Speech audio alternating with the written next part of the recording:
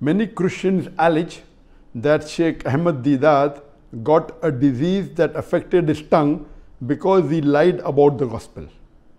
Such allegations make me really upset. Kindly advise how to respond to such claim. To tell you that Sheikh Deedat, it is wrong to say disease affecting the tongue. Sheikh Deedat, may Allah grant him Jannah, Rahimullah, may Allah have mercy on him. He had a stroke in 1996 and he was paralyzed from below the face downwards. He was paralyzed, he could not move.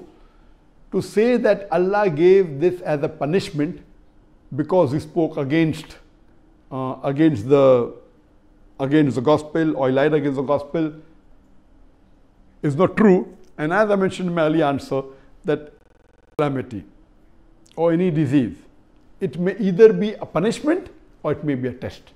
How do you realize that whether any calamity is a test or a punishment? If the person is on the straight path, then that calamity is a test.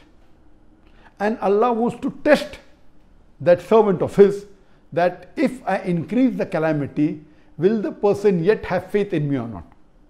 And if the person, even after a calamity befalls him or her, yet the faith is strong, then Allah subhanahu wa ta'ala gives a higher reward and Allah will grant him a higher status in Jannah. So Allah tests his servant.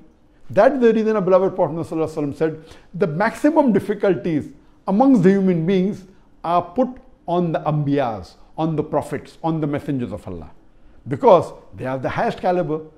So compared to the other human beings, all the Anbiyas, and Allah subhanahu wa ta'ala sent 124,000 prophets on the face of the earth.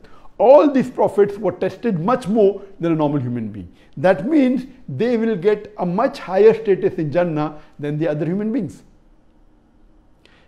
If it's a punishment, then it is for those people who have committed a sin. So if a person has sinned and has gone against the commandment of Allah subhanahu wa ta'ala, that calamity is a punishment.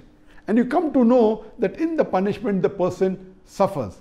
Whereas in a person, if it's a test, the person who's on the straight path, his iman increases.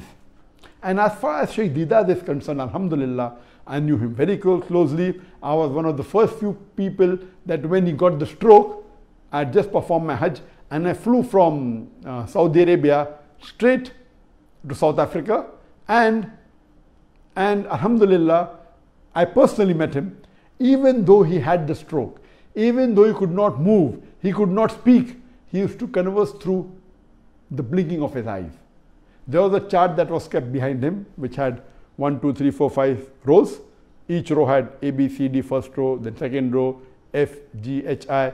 And this way, if you have to converse, which was 1, 2, so he used to blink. That means he wants to choose a letter from second row.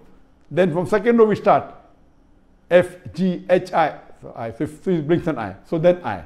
So in this way, he could convey his message by spelling it out. And once you get used to it, you can do it very fast.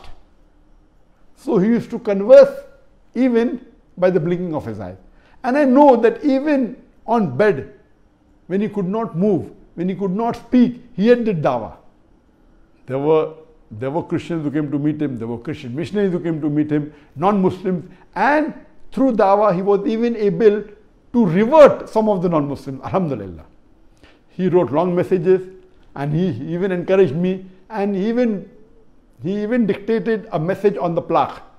The best award that I've got from anyone, or the best plaque, is the plaque given by Sheikh Ahmed Deedat to me in the year 2000, in which he dictated the message that, son, what you have done in 4 years had taken me 40 years to accomplish, alhamdulillah.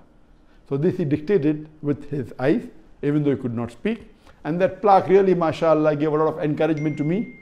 And if there is a person who is responsible, who is a catalyst for me to change from a doctor of a body to a doctor of a soul, it is Sheikh Ahmed Deedat. And inshallah, even he will get all the thawab, that whatever little bit I've done in the field of dawah, may he get the thawab without reducing my thawab.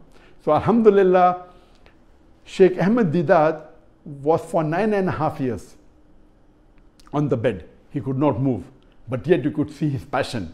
You could see his striving for dawah. So according to me, if you see the striving, you see the passion, there was no remorse in him that what he did was wrong. He continued his dawah. This means Allah subhanahu wa ta'ala, according to me, wanted to give a higher status to Sheikh Deedat. He got the stroke in 1996 at age when he was 78 years old, and he was in bed for 9 years. Allah tested him, and I believe Sheikh Deedat, alhamdulillah, passed the test with flying colors, and inshallah Allah will reward him a higher status.